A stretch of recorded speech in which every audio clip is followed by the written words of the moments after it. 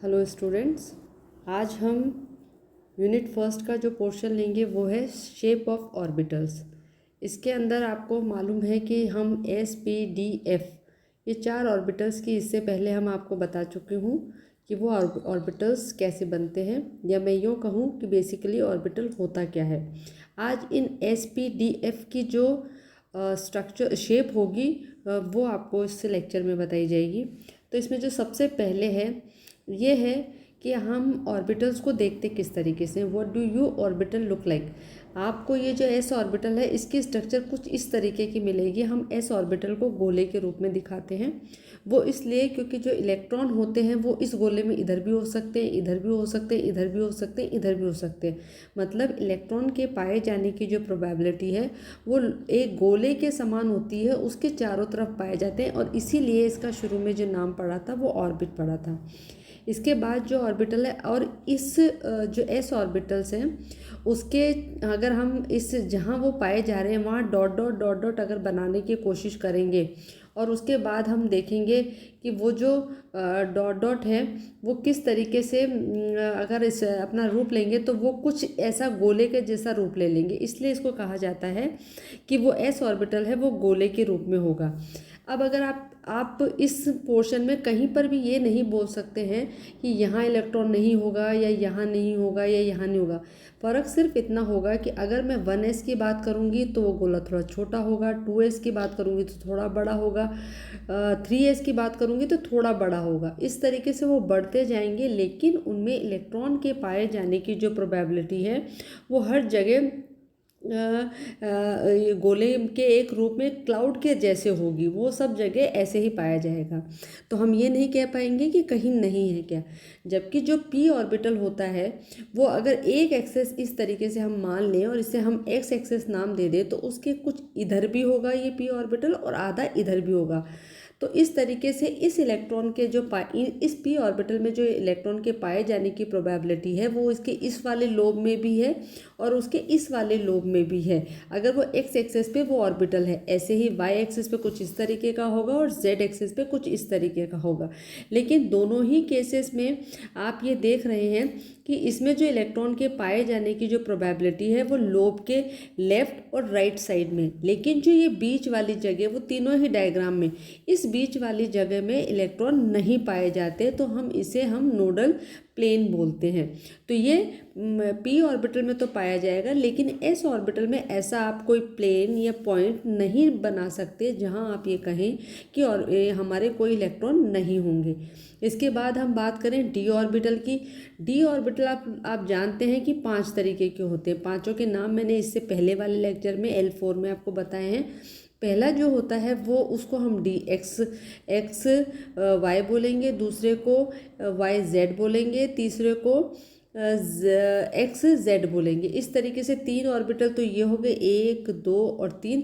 और बचे हुए जो 2 ऑर्बिटल होते हैं, एक डी जेड स्क्वायर होता है और एक d x square y square होता है। ये 5 ऑर्बिटल्स हमारे डी ऑर्बिटल में पाए जाते हैं। अब अगर आप इनमें गौर से देखेंगे तो इनमें भी इलेक्ट्रॉन के नहीं पाए जाने की भी एक पॉसिबिलिटी है। मतलब ये जो ऑर्बिटल होता है इसमें 2 आपको लोब होते हैं, एक लोब तो कुछ इस तरीके से होगा, एक लोब इस तरीके से होगा, लेकिन इसमें ये जो एक एक्सेस है और ये जो एक्सेस है, ये पांचों में आप ड्रॉ करके देखेंगे तो आपको पांचों में मिलेगी यहाँ पर इलेक्ट्रॉन नहीं पाए जाएंगे। इसलिए हम ऐसा कहते हैं कि इसके अंदर जो नोडल प्लेन होते हैं वो 2 होते हैं।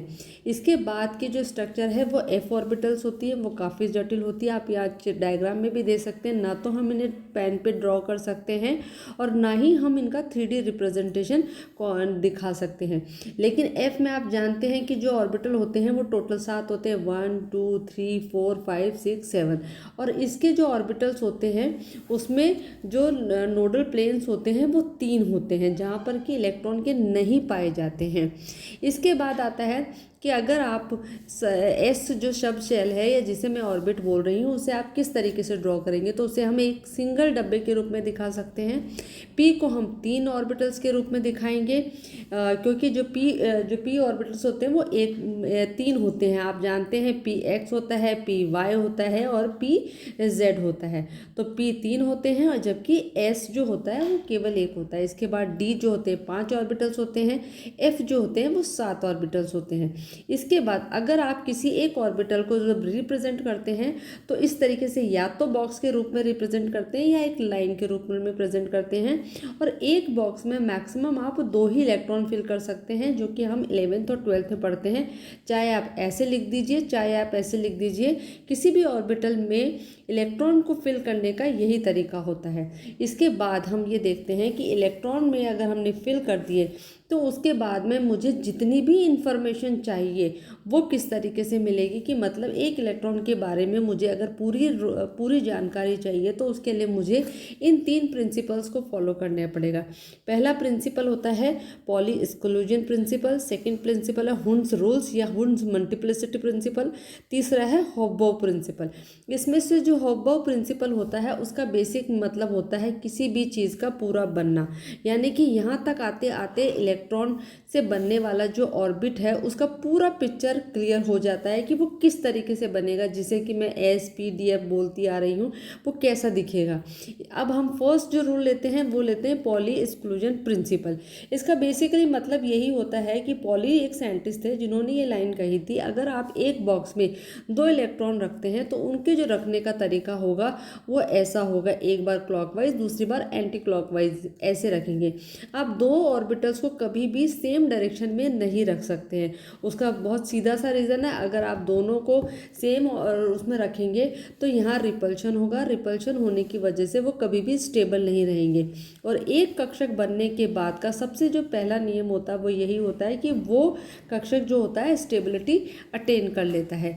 इसके बाद का जो दूसरा रूल है वो हुंस रूल्स ऑफ मैक्सिमम मल्टीप्लिसिटी होता है। मैक्सिमम मल्टीप्लिसिटी यहाँ लिखा हुआ वर्ड से आपको मतलब पता चल रहा है कि जब तक उसकी मल्टीप्लिसिटी मैक्सिमम जाती है वहाँ तक हमें उसे भरना होता है।